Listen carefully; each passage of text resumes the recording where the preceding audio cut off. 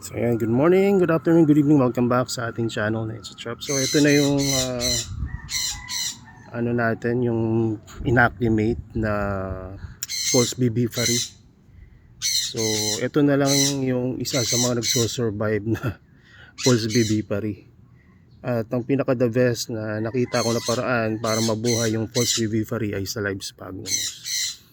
At ang gagawin ko ngayon, nililipat ko lang to kasi gagamitin ko itong lalagyanan para magtanim ng mga nepenthes seeds. So ito natin itanim itong false vivipary sa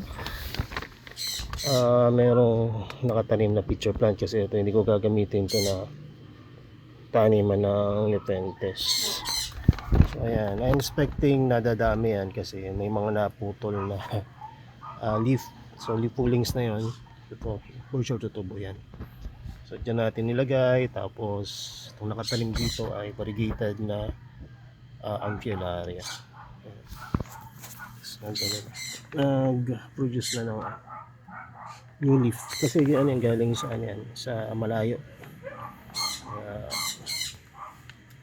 Na-acclimate natin. So anyway, hindi naman ito yung topic natin yan.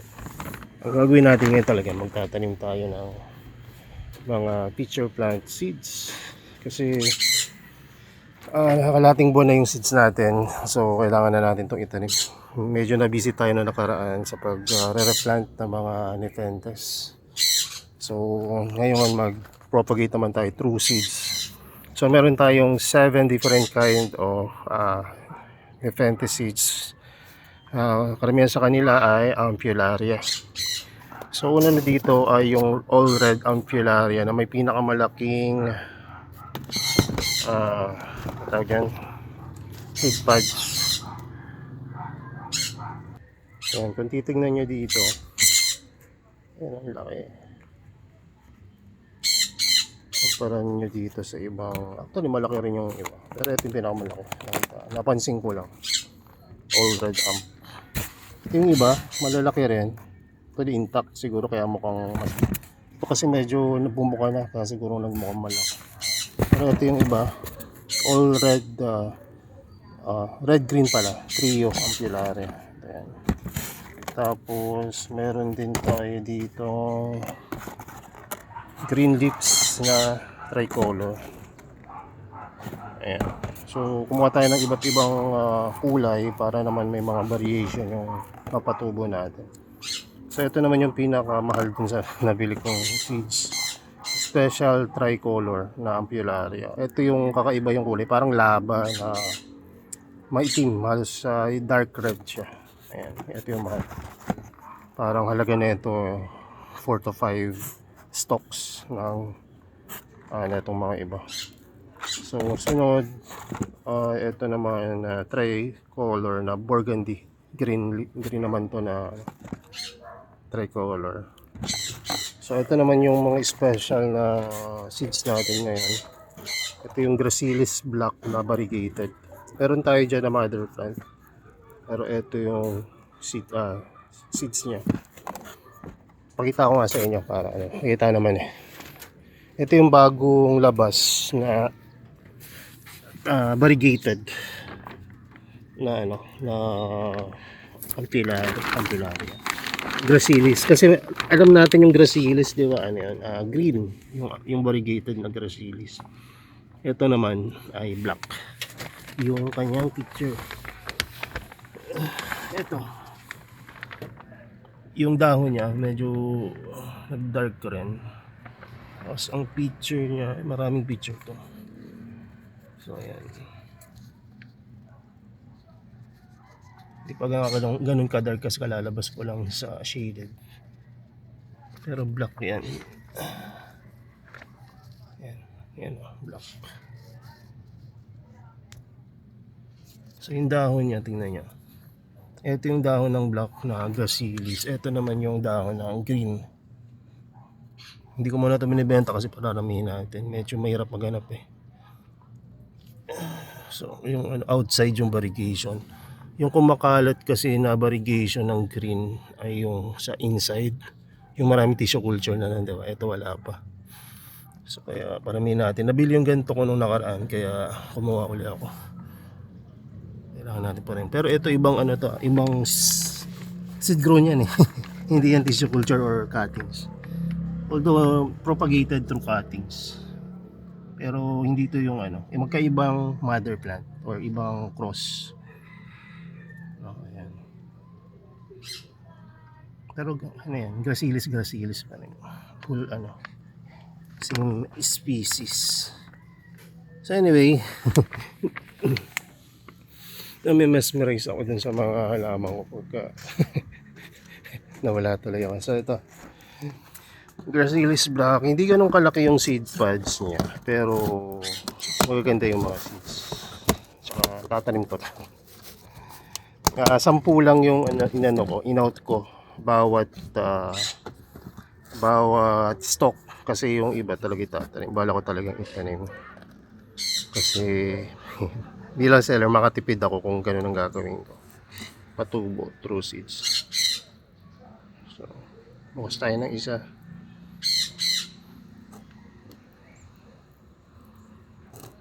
So ayan, healthy seeds, matataba. So ayan, hindi ko na mabubuksan kasi mahirapan ako mamayang isa-isahin yan. So ayan ang gracilis na black na variegated. So ito naman yung red wing. Galing naman to sa Vietnam. Maganda to. Talagang curl na curl yung kanyang petiole, yung parang lace na papunta dun sa picture. Ganda talaga. Tapos ano rin to, squat picture siya. Ang ganda ng hugis ng butas ng picture niya, hindi yung bilog lang. Ano siya parang tear shape, o hindi tear shape parang mata. Paano, matalas yung kabilaan. Tapos buo yung picture, hindi siya yung distort or yung mutated na hindi mo na maintindihan. So hindi ko kasi type yung mga pagdating sa picture, hindi ko type yung mga sobrang distorted na yung picture na hindi na nakakahuli ng mga insect.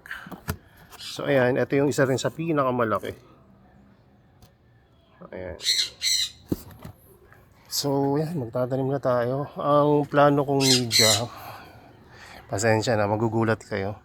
Ang plano kong media dito ay sphagnum moss na live. Diba tinuturo ko huwag kayo magtatanim sa live, pero bakit ako magagawin ko ngayon? Gagawin ko yun ngayon kasi gusto ko mag-experiment. Total marami naman yun. Kuha tayo ng media o dito. Kuha tayo ng magandang, kasi medyo hindi ko nadiligan yun eh. So dito tayo sa lagi nadidiligan na mga sphagnums. So ito, pwede ito. Maganda yung tubo niya kasi halos pantay-pantay. Ang mangyari kasi pag sa live nyo tinanim, ma-outgrow ng sphagnum moss yung mga seedlings nyo. Ang kagandahan lang sa live na naiisip ko huwag nyo gagayahin to. Ang gawin nyo, tanim kayo talaga sa kokopit o kaya yung sphagnum moss na hindi live. Ito gagawin ko lang to sa experiment. Na sometimes parang baliw tayo dito sa growing area na gusto natin i-try kasi nga taas naman yung chance na mabuhay. Iniisip ko kahit naman lumaki to ng lumaki, hanggang hindi ko to pinuputol, hindi naman matatapon yung yung mga seeds, maaring tumubo sa gilid o sa sa ang parte niya ng sphagnum moss. Ang advantage ko sa sphagnum moss ay yung humidity, moisture, lower temperature nasa kanya. Diba? Saka sa well naman tumutubo sila ganito. Although hindi naman ganun karaming makikita natin na parang tumpok ng mga nepenthes. Diba? Sa isang ganito kaliit na lugar. Pero kaya, diba? At yan, try lang natin, wala namang mawawala sa atin, So, kasi lagi natin sinasabi huwag magtatanim sa live di gawin natin ngayon para malaman natin kung totoo ba yung, diba, tinuturo natin na huwag talaga magtatanim sa live. At kung sakaling mali man tong ginawa ko, at least matututunan nyo na dapat pala hindi talaga sa live. Kung maganda naman ang kalabasan, di panalo tayo parehas, diba? So 1, 2, 3, 4, and 5. Kailangan ko pa ng dalawa. So sa dulo meron pa akong dalawa doon, kaya lang Madaling matuyo sa dulo kasi nandun yung cephalotus, hindi ko dinidiligan banda doon eh. So dito kaya. Dito naman. Dito puro dependents dito. Meron tayo dito 2, 4, 6 6. Kailangan ko ng isa na lang dito. Pwede nga dito. So wait lang ayusin ko lang itong tataniman natin. So ayan, nakapili na tayo ng 7 tray na gagamitin natin. So ito yung una. Isukita nyo kapag kinapitan ng tao yan, parang pungus ba to? Ganda pa rin. So kailangan ko lang yan i-mist para matanggal yan. So ito naman sunod. Ito mga pinagtamaniman ko na to ng mga rare na mga pitcher plant. Kaya ganito na itsura niya, parang na marder na. Pero maganda siyang tataniman ang seeds. Medyo ipaplat lang natin yan, pantayin. Yung sunod, ito mukhang hindi na masyado, may mga bakas pa ng mga nakatanim sa kanya dati, mga patay na leaf or lagas na leaf. Yun yung mga hindi maintindihan ng mga beginner na yung alaga natin ay living things, no? Kaya nagkakaroon ng tuyong dahon kasi natatakot agad sila kapag nagkakaitim na dahon. Matakot kayo kapag yung nasa gitna yung magkaroon ng black. Pero kung yan yung mga old leaf, normal lang yun, no? Parang puno na nalalagasan ng dahon. So wala naman kayo nakitang buhay na puno na hindi nalalagasan ng dahon, di ba? So pagka living things, living plants, normal na malagasan ng dahon o matiyo o mangitim in this case. Kasi ang mga carnivorous plant, diba, nangingitim pagka kasi nga basa. Pero pag natuyan, brown yan.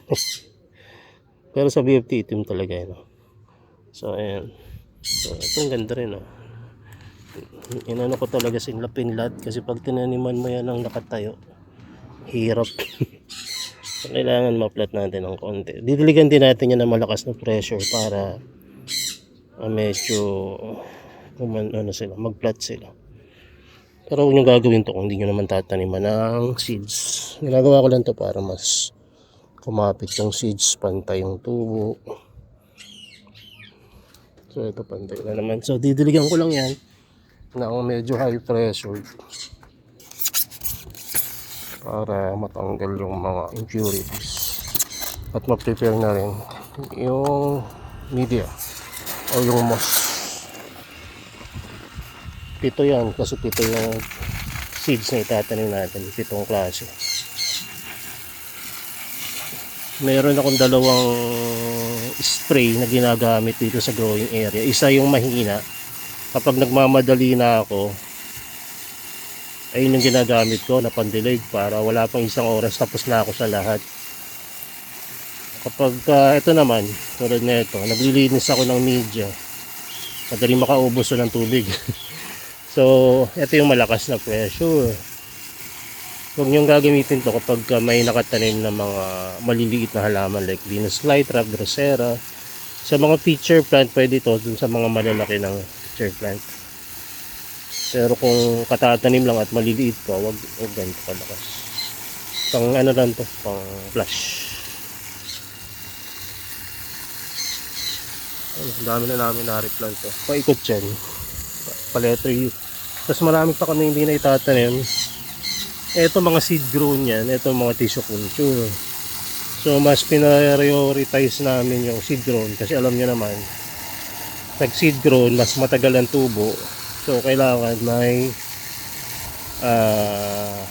dito medyo malaki yung kanilang paso para ma-expose sila, diba, sa mas intense na liwanag. Correction pala, hindi pala lahat yan ay seed grown kasi iba dyan ay tawag dito, ano yung branch? Cuttings, through cutting. May pakita ko sa inyo yung tulad nung yung mga ibang campilari dyan, cutting. Tapos yung mga hybrid, ayan, puro cuttings yan sila. Tulad ng Viking X Hamada, ayan, mga cuttings. Maganda yan. So ito, yan na lang natin ha. Magkasa sa tubig, wala na akong tubig eh. Sana umulan this week. Pag hindi umulan, mapipilitan akong buksan ulit yung araw o system ko. Marami akong tatanim na seeds eh, kasi ayoko maluma lang walang nangyayari. Sayang. Wala pong isang buwan eh, di ba?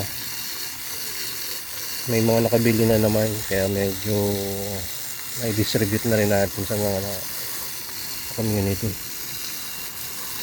So talagang dito talagang bumili ng seeds, kailangan maaga kasi mas maganda mas maaga kayong makakuha para mas fresh, di ba? Hindi naman laging nagbubulaklak yung mga halaman, di ba?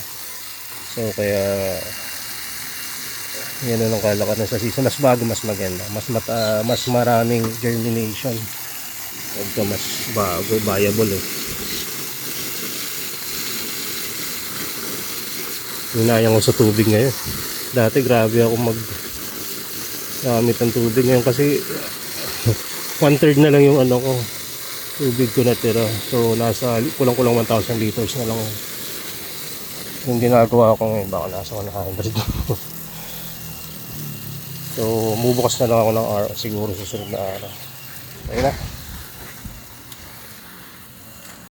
Nahin natin yung pinaka maganda nating seeds. Ano tayong pinakamagandang aray ko. Hindi pa ako masubsub. Ito yung pinakamagandang sphagnum sa atin. Siyempre unahin natin yung variegated, di ba? Okay, variegated na gracilis. Kuha tayo ng ano. So ayan, medyo kapwesto na. Zoom natin ang konti. Ayan. Oops. Ayan. Medyo zoom out. Ayan. So variegated. So ito ilalagay na natin dito kasi may sulat na yung gracilis variegated. Kung humaba itong video nito, pasensya na kayo. Talagang pagdating dito, kailangan medyo serious mode. Serious punch para sa akin eh. One punch man. Ito. Isa-isa lang. Pinakamaliit ko ano. Ayan.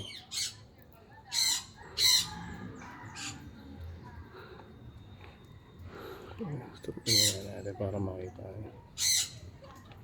Kita ba? I-adjust ba yung camera natin? Parang hindi ah.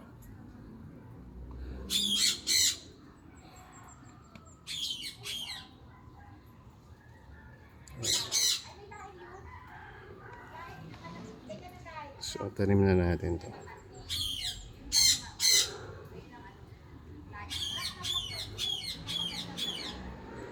Nasama ko na yung stock eh, kasi ako may mga nakadikit sa stock. Ang dami naman ito. So,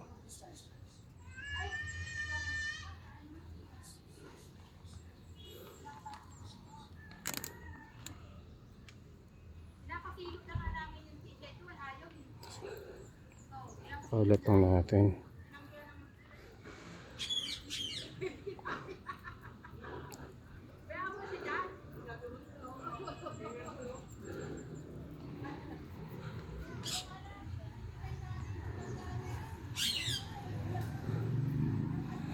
Mas marami talaga yung ano, mas marami yung laman ng Ampulara kumpara dito sa gracilis na variegated. Kaya nga rito siguro. So ito. Ayun, ito ang dami.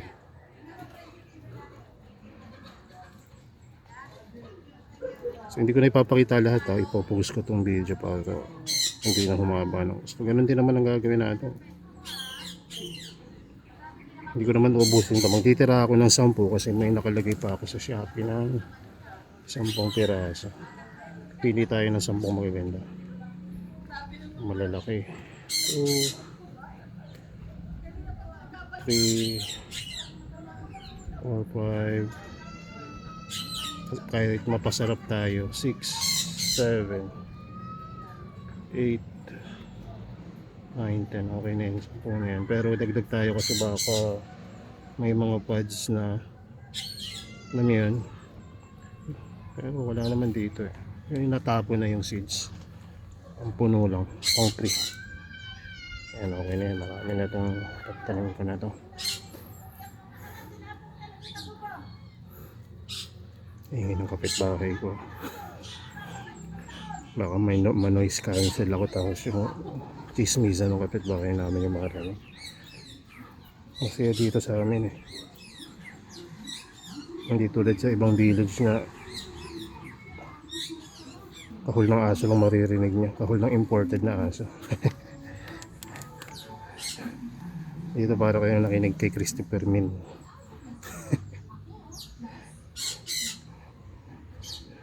And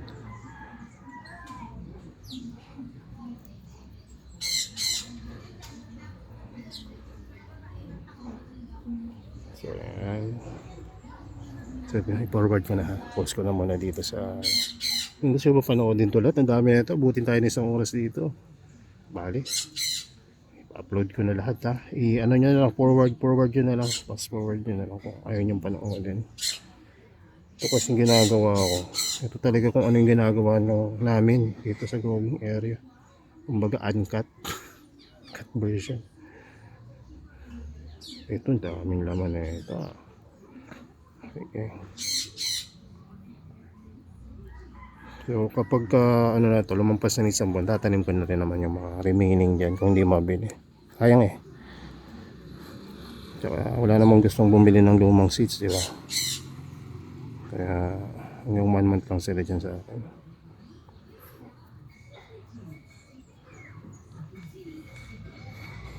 Tapos na ito, isprayan ko ng mahina. Kung kanina high pressure, susunod na ito yung mahinang spray na.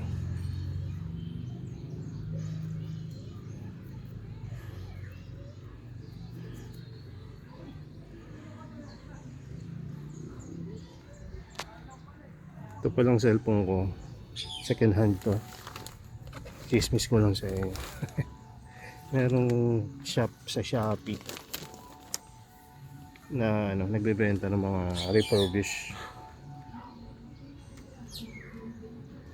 So nakabili tayo. Medyo maganda-ganda na yung image quality ng mga upload natin ngayon. Pero ano to, kumbaga 3 years ago na model. Xiaomi 14 Leica lens, kaya malinaw. Ayun lang naman ang habol natin. Hindi naman na tayo bumibili ng mga flagship na pinakabago kasi hindi pa naman ganun kalakas talaga itong carnivorous plant ngayon. Hindi tulad ng pandemic, pabili tayo ng Asus ROG na phone dahil sa lakas ng carnivorous plant. Kaya ngayon ano na lang tayo, second hand pero flagship. Kasi hindi naman ito pang sariling gamit. Halos wala akong pinipicture na personal. Puro mga page tsaka YouTube.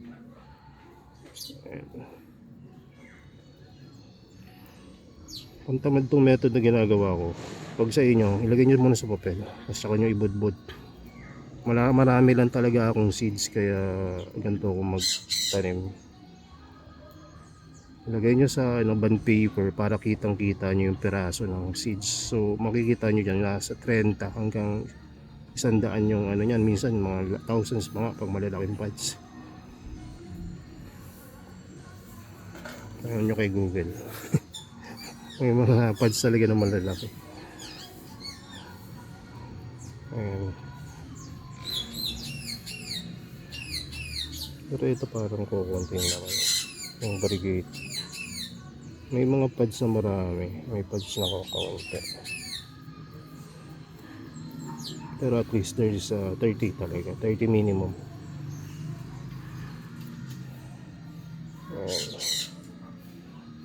Ang nakakatawa kasi dito, hindi mo alam. Kasi variegated ito.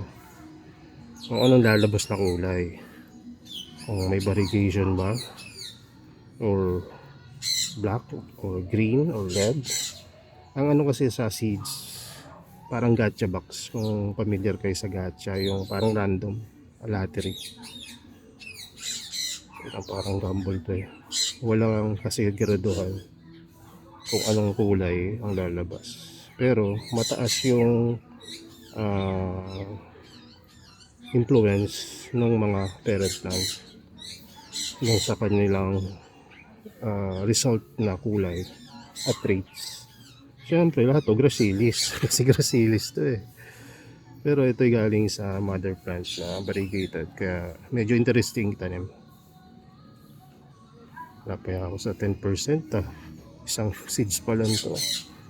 So forward nyo na lang o kapag ano eh wala na kaya hindi ano ka i-zoom ko para kita nyo naman hindi yung sinusunod natin.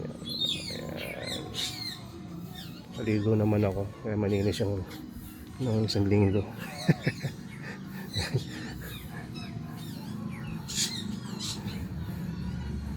Ayan, ito naman po kaya mas maganda talaga isa-isa yun.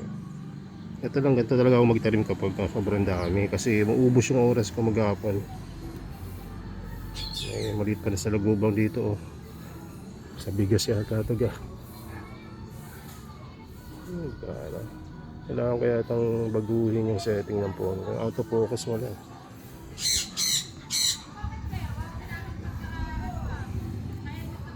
Ito ang dami naman. Kalat natin para kapag tumubo siya. Naranasan ko ng patubo sa ano sa tray, ganitong tray pero hindi ano live yung ginamit ko nun. Kung naalala nyo may video tayo nyan dyan sa YouTube. Yung Mirabilis umabot ng 1 taon yun mahigit. Grabe puno yung growing area ng Mirabilis. Since marami na rin naman nabili dahil gaganda rin naman ang lumabas. Pero sa dami niya ang mga 5 to 10% lang yung napakinabangan ko nabili kasi sa dami eh. Kumbaga oversupply, sobrang dami. Although maganda sa beginner yon yung mga Mirabilis na yon. Kaya lang kung ikaw yung may growing area tulad ko na ganito maliit, papayag ka ba na puro Mirabilis lang yung nakatanim sa growing area mo? Di ba hindi? Kaya ang ginawa ko doon pinagtabi-tabi ko. So ayun, nabuhay, lumaki. Although mabagal kasi nga tabi-tabi sila. Nabuhay naman lahat. Kaya lang nung pag-building nung tag-init na ano, na kinukulangan ako sa tubig kasi sa dami kong dinidiligan. Puno yung growing area ng Mirabilis. Ayun, napabayaan yung iba na tuyo. Sayang.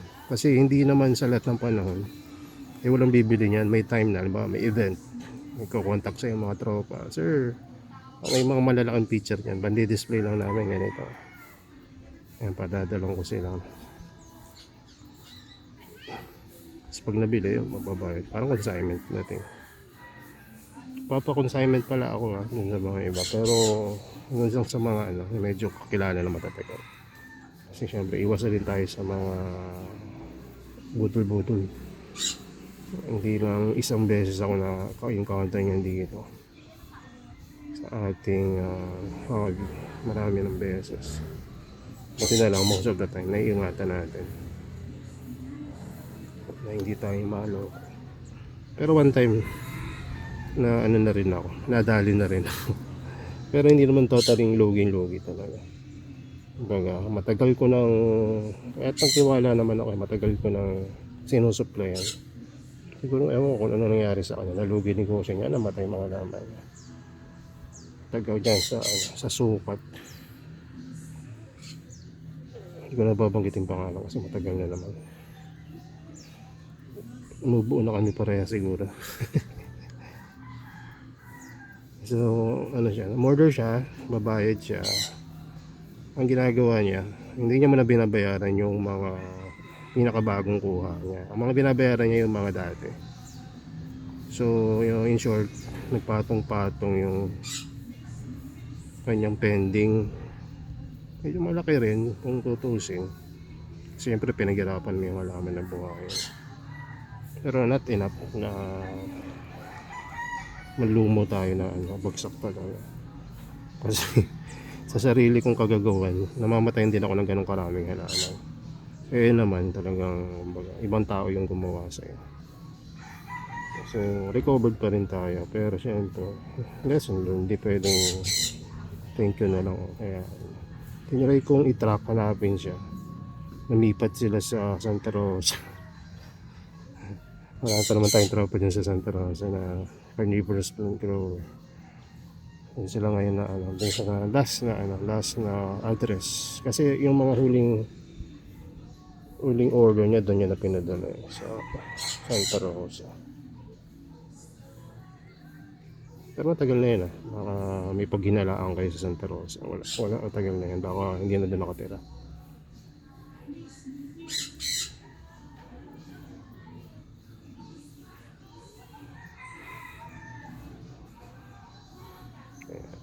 Dapat tayo kalahati. 30 minutes na to. Ipopost ko muna. Talagang abutin tayo dito kasi matagal to. Post ko muna. So yun yung mga natanim muna natin bago ko totally post. Yun yung sa Gracillis na variegated. So ito pa yung mga natira. Ang dami pa natin itatanim. Ito yung tatabi natin. Ayun yung itatanim pa natin. So maraming tutubo dyan for sure. Yan. So ipopost ko muna. Tatanim muna tayo. Yan. Tapos na tayo sa Gracillis variegated after 10 years. Tapos na magluto rin ng pagkain yung asawa ko sa baba. Kaya bababa muna ako. Pero at least natapos natin itong Gracillis variegated. Mamaya pag-akyat ko, yung 6 na ampilaria naman ang tatanim natin. Tama. 5 ampilaria at isang hybrid. So ito yung Gracillis variegated na itanim na natin. Konti na lang itala ko. Actually napasobra yung tanim ko. Ayan. Ayan. Dami. Saan nyo yung sinama ko na yung pad. Ayun, may mga pa rin may mga ganyan mga nasa loob pa yung seeds, mga ganyan. Kaya kapag konti lang seeds nyo, yan nyo sa papel para ma-distribute nyo na maayos.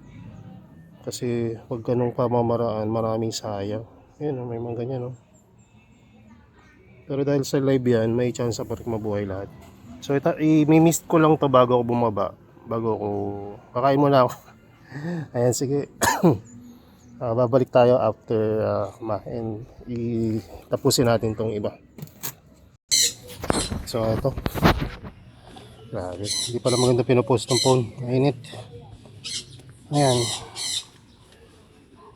So mag-iwan tayo ng 10 piraso. Tatanim natin yung tira. Ito maganda ito kasi puro magaganda lahat. Tira tayo ng 10 para sa mga gusto pang maka-acquire bago natin itanim tuluyan lahat. So pesto lang. So ayan.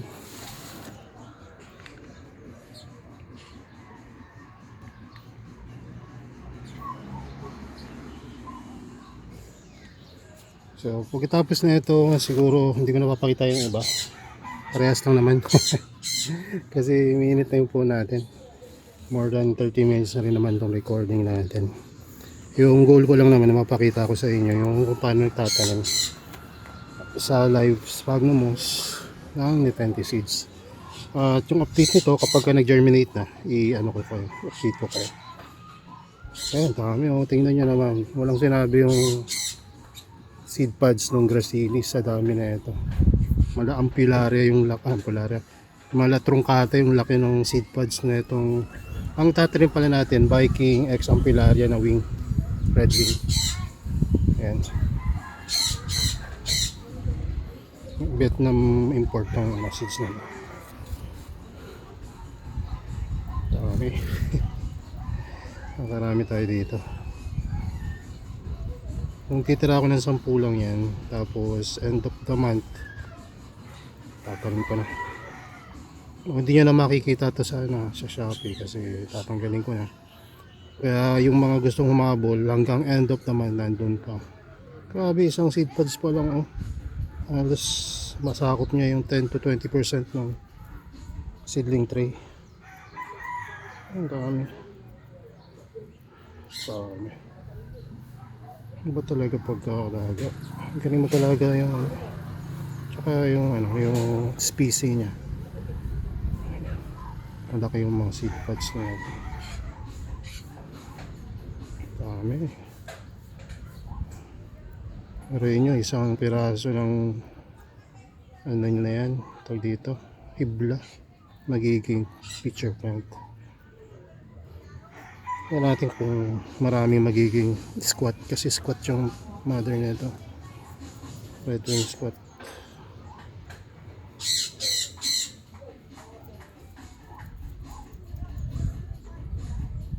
Mananawa kayo pagka ito yung napabulaklak niya. Na-try ko na to dati. Halos every year or every 6 months may bulaklak. Tapos nagkakasabay pa yung lalaki babae kasi nga dami nila. Kasi ang picture plant may lalaki tsaka babaeng bulaklak. Tsaka in some very rare cases may mga picture plant na merong parehas na lalaki tsaka babae nakasarian or hermaphrodite na flower. Sa isang flower stalk may source ng pollen, may source ng pollen, merong female din na receiver na plant. Kasi ang ginagawa para ma-pollinate ang picture plant flower ay kumukuha ng pollen sa male flower. Tapos yung powdery na pollen na yun i-apply mo dun sa ready to receive na female. Dapat ready means madikit yung end ng flower ng babae. Dapat sticky siya para dumikit yung powdery na pollen. So pagka dumikit yun, successful na yun. Dami mo seeds, nakaka-harvest na yun. Grabe, dalawa pa lang to. Malaki pa naman ang seed pods. Dalawa pa lang, grabe. Dalawa pa lang yung nakukuha natin. Bilang tayo ng 10. Yung sa taas yung mas magaganda. So magtira tayo sa taas ng 10. 3, 5,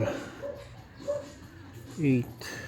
Ito, dagdagan natin ng konti kasi baka may mga umabol, maputol ah. Ito, may gunting pala tayo dito sa gilid.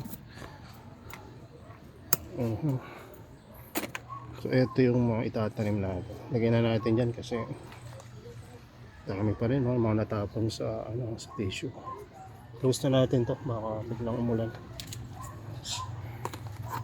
10 na lang yan ha. O sige na yun, 10 na. Gusto humabol, meron pa. Ito, tanim na natin to kasi para makarecover yung growing area natin. Dumami ulit yung tanim. Kasi dun sa mga hindi nakakaalam, kababalik lang natin ng last December. Nangyari, namatay yung mga dating plants natin. Yung mga natirang ilan, pero napakaliit na porsyento lang yun kumpara sa original ng mga plants collection natin dati. For so many reasons. Busy, tinamad, ako ba? Napabayaan, na-outgrown ng mga damo. Ayun yung mga mangyayari pag napabayaan niya. Hindi nadiligan, kaya yung mga nabuhay, yung mga nadidiligan, yung mga nasa outdoor. Kaya makikita mo kung sino yung matitibay talaga na carnivorous plant na kahit hindi mo diligan ng isang buwan, ibuhay pa rin. Ayun yung mga viblis. Mahirap siyang isip, pero kapag nabuhay na sa paligid ng tanim nyo, kahit mamatay yung mother plant niyan, tapos biglang umulan, tutubo uli yung mga yan. Maaring yung root system, tutubuan ng mga new plants or yung mga seeds na pinroduce niya during flowering stage na pumunta sa media. Tapos natuyo na yung media, di ba? Tapos umulan, yun, magge-germinate yun, mabubuhay. Tapos may natira ring mga BFT na umilalim. Ayun, BFT na buhay kahit hindi mo diniligan ng tambay. Kasi umiilalim sila pagka sobrang init, yung tumutubo sila sa ilalim instead na sa ibabaw. So time ng ulan, dun sila tutubo. Tapos kitang kita yung mga seeds, ang laki kasi. Buti na lang. Ayan. Huwag rin kayo palang magtanim kapag mga sobrang hangin. Ito lang talaga, nagtatanim ako ng mahangin kasi nga wala akong ibang tatanim sa baba. Tapos magbibideo pa ako. Dito yung pinaka-komportableng lugar para sa paggawa ng content kasi nakatayo ako, hindi ako nakaupo na ang hirap kumilos. Yun lang na tiyan natin. Ayan. So ayun nga, kasi pagka mahangin, hahanginin yung mga plants ay yung mga seeds. So, ayan nyo lang, ikalat nyo lang dun sa surface kung saan nyo gustong patubuin sila. Tapos huwag nyo hayaan may tumubo na mga non-carnivorous plant kasi mahirapan kayo every time na may sign ng mga non-carnivorous plant. Bunutin nyo yan kasi kahit cute yan o maganda, o sabi nga nung pumunta dito parang rainforest vibes dahil sa mga fern, ay ma-outgrow niya yung inyong mga seedlings kasi maliliit matagal lumaki ang mga seeds, di ba? Seedling mabuti ng several months up to few years. At kung highlands pa yan, good luck talaga, dekada. So ito na tayo dito. Dami pala. Ganito, kitang kita nyo yung kita nyo ba dyan? Sumpa natin ang kaulit. Ayan. Dito sa side ko, kitang kita ko yung dami nya. Marami siguro tutubong dito. Hindi mo na dapat bibilin tong seeds nito Kaya ito yung ito sa mga naging ko na rin, assistant or nag-assist sa akin para maka-access ako dun sa magagandang mga plants. So kumukuha ako sa kanya, tapos kumukuha pa ako dun sa ibang mga mga network niya, makakilala. Siyempre nakakaya namang magpakuha kung hindi ako kukuha sa kanya, kaya binili ko na rin to. Ito rin magaganda rin yung mga plants niya. Sabi ko sa kanya, kung gusto mo na makapag-supply sa akin ng plants, hanap ka na magaganda. So ang galing sa kanya ng mga plants ay yung Viking Examata, di ba? Ang ganda nun. Tapos Echino na yung pinaka-rare, tricolor na red na dark red, talagang literal na wala na masyado doon. Tapos yung mga ball shape na ampilare sa kanya galing. Interest dun sa mga iba niyang mga kakilala na may mga nursery din. Pagka seller ka kasi mahalaga yung maayos yung relationship mo dun sa mga tao na nakuhaan mo para siyempre ayusin din nila yung nagawa nila. Hindi ko basta rin nabibigay yung mga source ko maliban na lang din sa mga pwedeng bigay.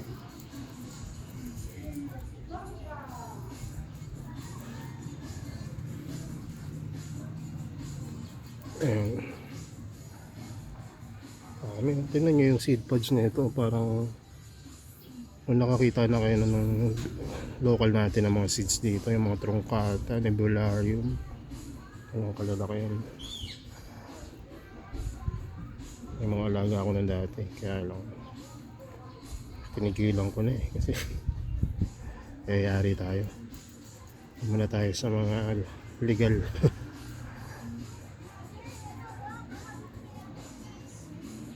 Kasi yung mga local species natin bawal although masarap mag-alaga talaga yan. Mahirap makahanap ng may mga papel. Pagdating naman sa mga walang mga non-lowlands o yung mga hybrids na non-lowlands, non-local, Ayun, mga pwede nating alagaan yan. Pero syempre, maganda pa rin. Nabibili kayo dun sa may mga permit. Kasi bakit kanyo? Para kung ano man yung mangyari, meron kayong papakita. Kasi napagkakama lang kasing local yung mga hybrids.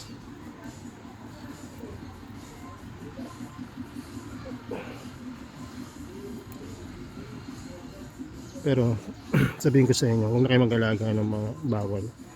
Kasi ako dati may alaga ako ng mga trungkata, meron ako niyan dati. Sabi ko, tatago ko na lang o kaya iibahin ko ng ID para hindi ako maging mainit sa mata. Pero alam talaga nila may mga kung tayo naalalaman natin yung ID, diba? Dahil nag-aalaga ng paulit-ulit, merong mga expert na ayun talaga yung pinag-aralan nila. Kaya yung morphology pa tawag doon ng halaman, alam na alam nila from seed or from seeds, from flower, from leaf, picture, katawan, yung balahibo nung picture plant, tapos yung ilang guhit yung dahon, di ba may mga guhit parang beanie, alam nila yan eh. So the shape ng dahon, kahit walang picture malalaman nila kung anong species yan, kasi nga pinag-aralan nila. Mga taga USB, mga may utak na talagang gagaling. Kaya yung dati nung may dumalaw dito, may permit na ako na. Wala pa pala, ano pala yan, kumbaga on process pa lang yung permit. Kung gusto kong ilusot ng mga halaman, ayokong i-give up tulad ng trungkata ng laki-laki na dati. So sabi ko, hindi pa trungkata yan, nagsinungaling ako, sabi ko hybrid, para lang hindi mawala sa akin yung sabi yung hybrid, trungkata. Sinabi niya lahat sa akin ng traits, wala akong magawa. So yung sister, in-out ko na lang, o kaya yung iba napabayaan na, wala na. Yung iba pinanswap ko yung sa mga hindi naman nagbebenta. Kasi wala magiging wala akong peace of mind kapag may alaga ako ng mga local. Sa mga iba na mga collector na hindi naman nagsishare publicly yan, okay yan, itatago nila. Kaya lang medyo mahirap pa rin kasi may makilala akong talagang napakamalulupit na collector, tipong milyon talaga yung halaga ng mga halaman, maggastos na malaki para lang maitago yung mga dapat itago nilang halaman. Hindi naman mga illegal na halos makakasama na sa tao, yung illegal na hindi dapat talagaan lang, mga local species na walang mga papel. Pero ngayon meron na siyang permit, siya yung pinakamabagong may permit dito. Pero ang permit niya hindi sa mga plants, sa animals, kasi meron din siyang collection ng mga animals.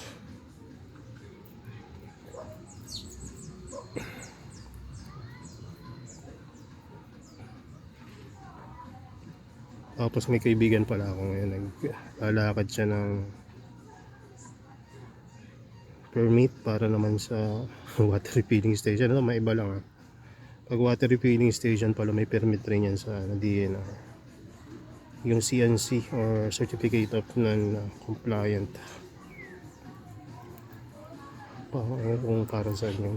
Pero syempre kasi gumagamit sila ng water, tapos may water waste, diba, sa water refilling station.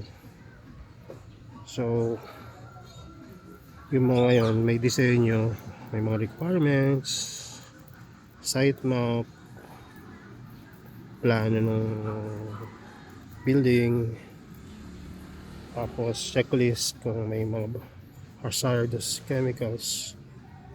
Pero wala naman yun sa kaibigan ko. So yun, nilalakad namin. Online meron application, dali lang. Sabi niya, tulungan mo ako dito, na marunong sa computer eh. Sabi ko, sige. Ayun yung nagbigay sa akin dati ng mga hindi pala bigay kasi may bayad din ako ng cash na. So yung iba at libre. Ayun.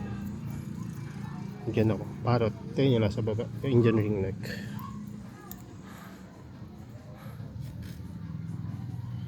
Kasi ako naniningil ng pera. Gusto ko yung animals kasi sa kanila walang gastos yun.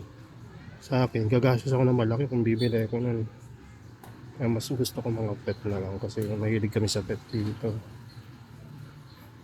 Hindi naman kami nagbebenta ng animals kundi para lang makatipid sa expenses kung pag-acquire.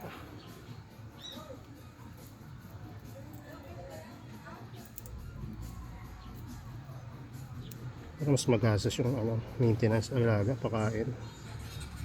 Pero okay lang. Talaga. So anyway, patapos na tayo after 10 years. Daming seats talaga eh.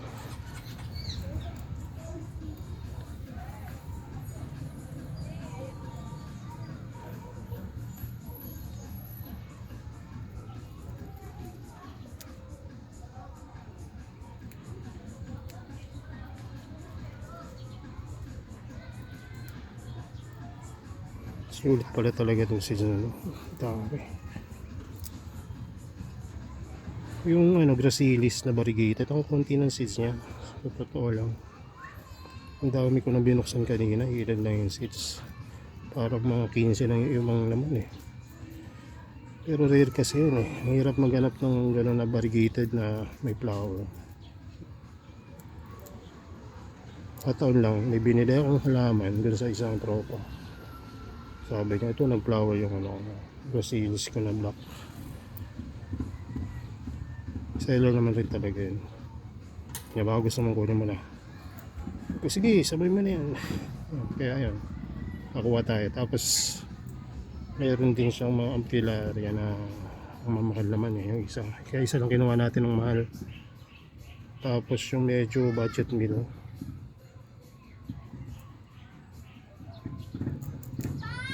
Ay, wait lang, tinatawag ako. Ano yan? Doon sa sa Ray, sa may takpan mo na lang. Kami dalawa lang kasi dito ng yung wife ko. Takpan mo na lang, nak. Wala yung mama niya. Bantay kay lola. Kasi nasa hospital ngayon yung lola ko. Chain smoker kasi siya dati. Tapos ngayon, yun, sinisingil na siya ng katawan niya. Pero yung mabait siya na si lola. Nag-alaga sa amin yun, mga apo niya. Ano siyempre, alam niya yun pagka medyo addicted na sa caffeine. Kahit sinasabi niya tumigil na siya, napapansin namin may yosi pa rin pag napunta kami. Pero ngayon hindi na talaga siya makaano kasi sira yung lungs niya. Tsaka matanda na talaga si lola, 80 plus na. 19 ako. Ayun yung may bisyo na umabot ng ganun katagal yung buhay, di ba? Ang talang ko. Ako wala akong bisyo, hindi ako nainom, hindi ako naninigarilyo, pero yung pakiramdam ko na ang tanda to. Wala sa exercise kasi tayo ngayon, mga tao ngayon, di ba? Puro tayo gadget. Puro tayo indoor, sa loob ng bahay, kailangan lumabas-labas. Sira lang talaga yung bike, di ko mapaayos. Busy yung tagagawa namin ng bike. Wala akong ibang mapagkatiwalaan dito sa amin na magaling magawa ng bike. Yung pinapagawa ko, pagkagawa. Pagkalis mo sa bike shop, sira agad eh. Sabi ko doon talaga dapat sa yung marunong talaga. Gastos lang kasi pagka sira rin naman agad. Hindi tulad dun sa talaga, pero kakatiwalaan ko yung busy. Ayun, pagka ginawa niya, abuti ng tagal na panahon bago problema ulit. Anyway, tapusin ko na lang to, ilang seats na lang to. Try kong i-record yung mga iba. Maalala ko yung papanoodin niya yan. Pero another video na yun kasi nang umiinit na tong cellphone. Mainit na rin sa taas. Daming seeds.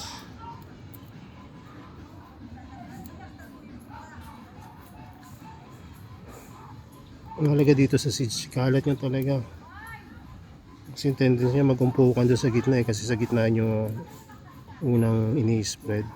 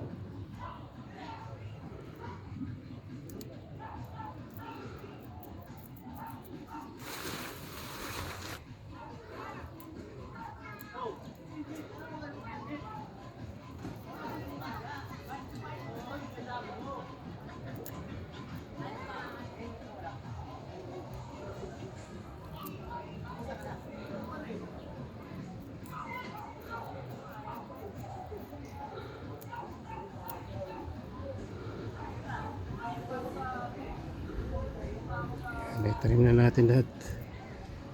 Kailangan pala ikalat yung iba kasi paumpok-umpok na eh.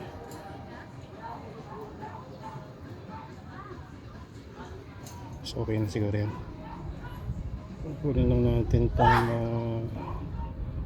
plastic kasi makakaabala to sa pagtubo. Yung mga organic o yung mga mabubulok okay lang.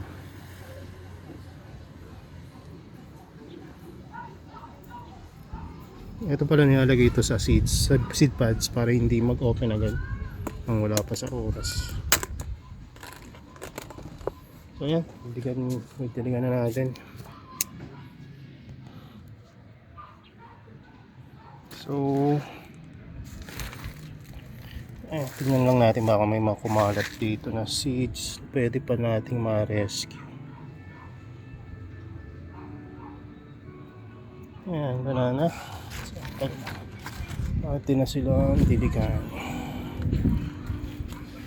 Yeah, tingnan nyo kung gaano karami seeds yun. Yeah, so paparami. So tanim na ano natin, diligan na natin.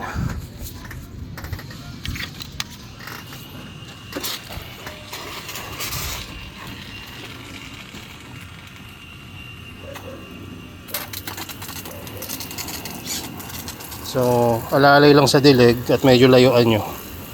Maka tumalsik-talsik kung saan-saan. Once naman na dumikit na yan, pwede nyo nang ilapit. Kailangan nyo lang mabasa. Kung nabasaan nyo na nakapit na yan sa media. Parang may mga spike kasi yung seeds pagka natrignan nyo sa microscope. Para makakapit sa surface.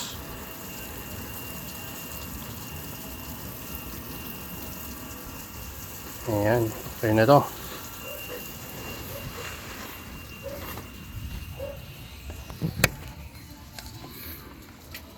So dito natin muna ilalagay.